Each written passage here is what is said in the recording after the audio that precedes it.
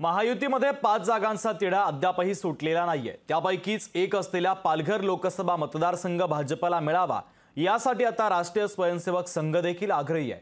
तर पालघरमध्ये विद्यमान खासदार शिंदेंच्या शिवसेनेचा असल्याचा मुख्यमंत्री एकनाथ शिंदे यांनी या मतदारसंघावरील दावा सोडलेला नाहीये। त्यामुळे आता महायुतीमध्ये ही जागा कोणाला मिळणार या संदर्भात निर्णय घेण्यात विलंब होतोय।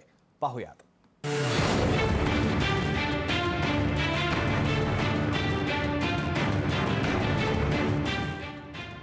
पालघर लोकसभेवरून शिवसेना आणि भाजप मागे हटायला तयार नाहीये। शिवसेनेसाठी आणखीन एक जागा पारड्यात पाडून जागा वाटपामध्ये सन्मानजनक आकडे हाती पाडून घेण्याचं आव्हान आहे। तर भाजप देखील पालघरचा हट्ट सोडायला तयार नाहीये। भाजपच्या हट्टामागे राष्ट्रीय स्वयंसेवक संघाची भूमिका असल्याचं कळतंय। राखीव पालघर मतदारसंघामध्ये विक्रमगड, डहाणू, तलासरी आणि जव्हार आदिवासी बहुल भागात राष्ट्रीय स्वयंसेवक संघाचं मोठं नेटवर्क आहे। त्याचाही फायदा भाजपला झालाय। चिंतामण, वणगा आणि माजी मंत्री विष्णू सवरा हे संघाच्या जवळचे मानले जातात। त्यांनी पालघर जिल्ह्यात भाजपचं संघटन मजबूत केलंय। तर पालघर, बोईसर या सागरी भागात शिवसेना मजबूत होती, पण शिवसेनेतील फुटीनंतर समीकरणं बदलली आहे। ठाकरे गट आणि शिंदे गट अशी ताकद विभागली आहे।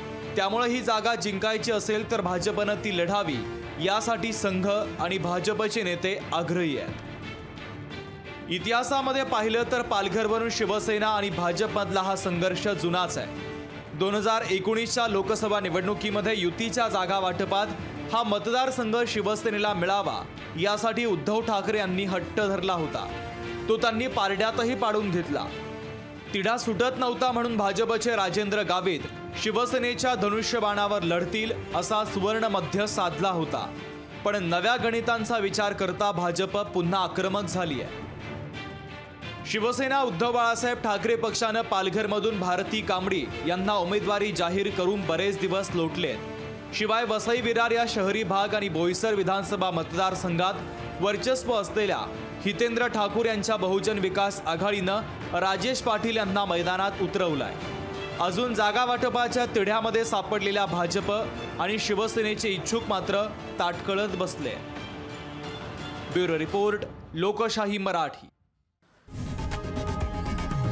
लोकशाही मराठी ऐका, पहा, जागरूक रहा।